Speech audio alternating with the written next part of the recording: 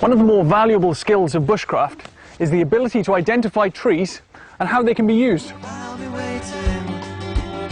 I cut myself a slice of time when the wind blows, when the river meets the sea.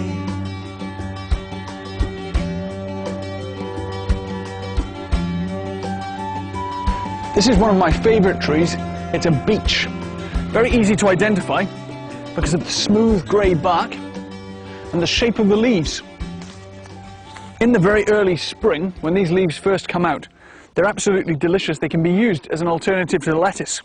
But this time of year, they're so dark and fibrous, they really don't taste very good at all. Now, beech trees create one of the finest forests for bushcraft because there's very little undergrowth. So the tannin in the leaves, the dead leaves, as it breaks down, prevents any growth on the ground, and also the canopy during the summer months provides such a lot of shade, you get very little light. So beech forests tend to be very clear and easy to work in. Now, beech wood is extensively used in the furniture industry. Anyone who goes to IKEA will have seen thousands of things made from beech, normally from Eastern Europe. The hawthorn is one of the most useful of our woodland trees. This time of year we can pick the flowers and the youngest leaves and make something that was known in the countryside as farmer's bread or bread and cheese. As well as being a useful source of food in itself, it can also be used to catch other food. The sharp thorns can be used as fish hooks. It would actually be used more as a gorge than as a hook, in the sense that we know it now.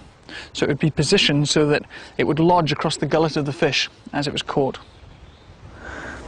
This is one tree that needs very little introduction, the holly. Probably seen this around Christmas time, normally with the red berries that you always find on it. This is one of the most easily recognized trees. Popular since pagan times, when it was used in various ceremonies, which is why it's still used around Christmas time now. The wood as well as the berries are both toxic, and if you try to use the wood as skewers to cook food on, it gives it a really unpleasant taste, so I wouldn't advise that. It's one of the few trees that retains its leaves right through the year, so in the winter months you can still find plenty of holly trees with their leaves still on them. Now, the leaves, when they die, make excellent fire starters because they hold such a lot of waxiness in the leaves. The dead leaves can be used to ignite a fire very, very easily.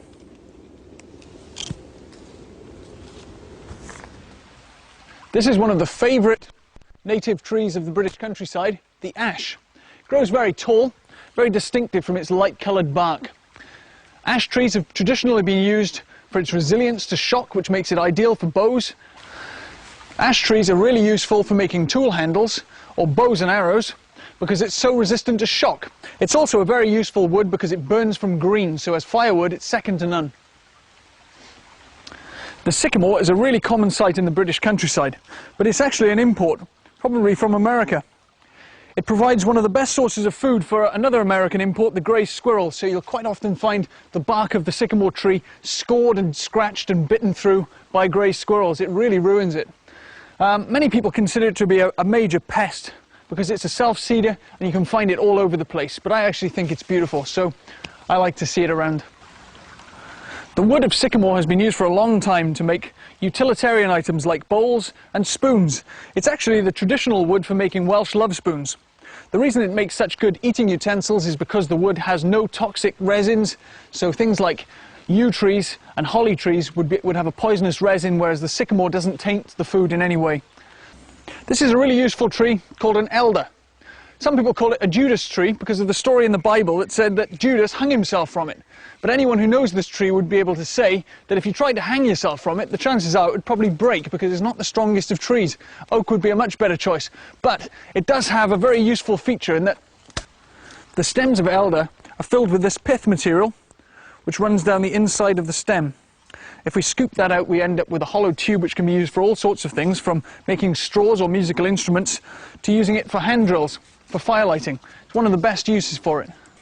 It's also a source of elderflowers, which can be used to make elderflower cordial. Really, really nice mixed with wild strawberries. Or if we wait until the autumn time, we get elderberries, which of course you can use to make wine. Trees are a valuable resource, and a well-managed forest can provide us with many of our needs.